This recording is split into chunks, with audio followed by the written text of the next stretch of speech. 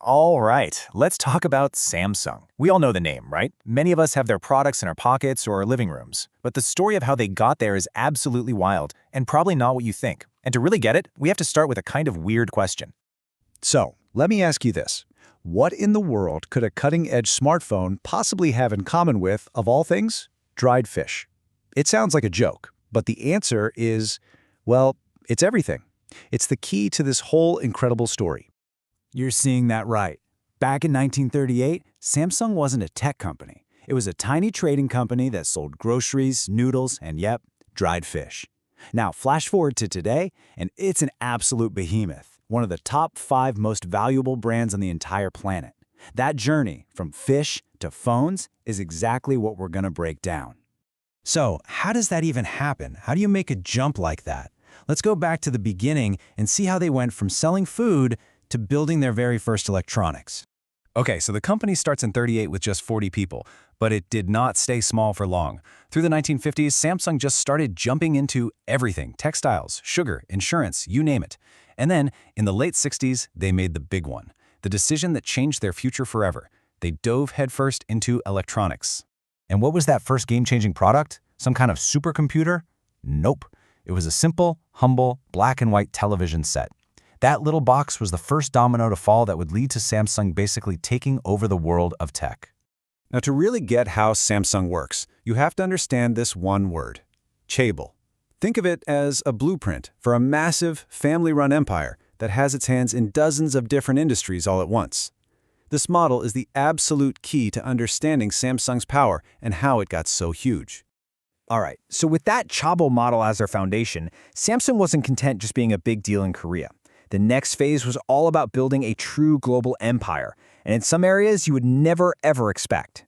If you want to understand Samsung's power, just look at this.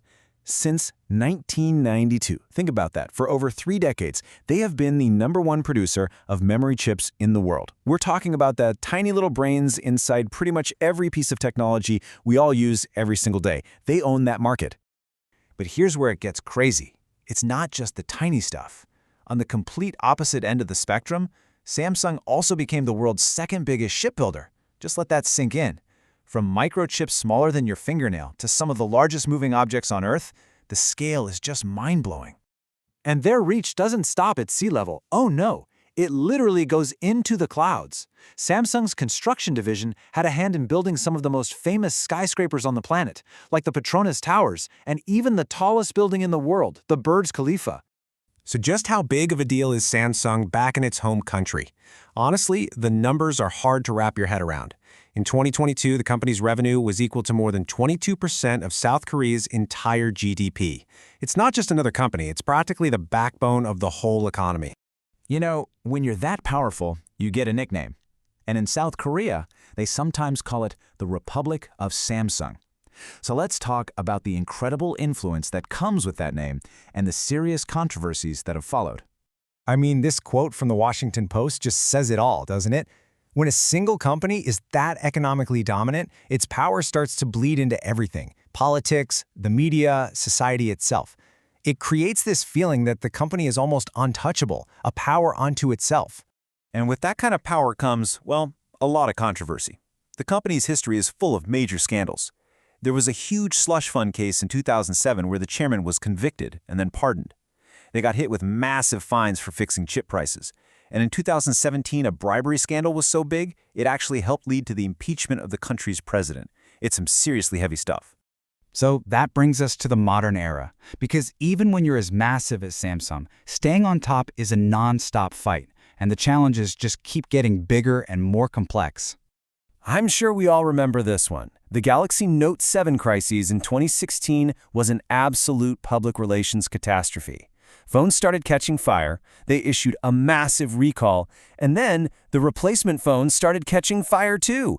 It was a total nightmare. They had no choice but to kill the product entirely, a huge blow to their reputation and their bottom line. And those challenges are very real and very recent. Just look at this. Between the first quarter of 2022 and 2023, Samsung's profit fell off a cliff. We're talking a 96% drop.